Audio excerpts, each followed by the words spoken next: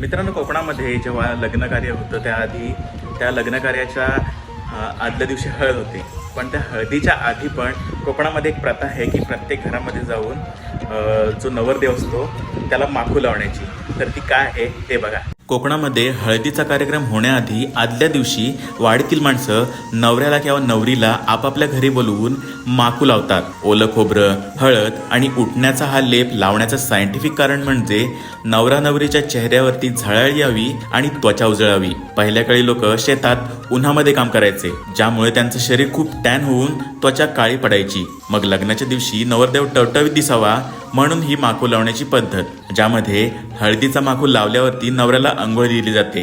त्यानंतर त्याची ओवाळणी करून अगदी गोडधोड देखील खायला दिलं जातं. या छोट्या करवल्या आणि टोपणे नवऱ्यासोबत अख्खी वाडी फिरण्याचं कारण म्हणजे गोडधोड खाण्यासाठीच. आधुनिकीकरणामध्ये या परंपरा लोप पावत चालल्या आहेत. तर ही जुनी परंपरा बऱ्याच दिवसांनी बघून फार बरं वाटलं.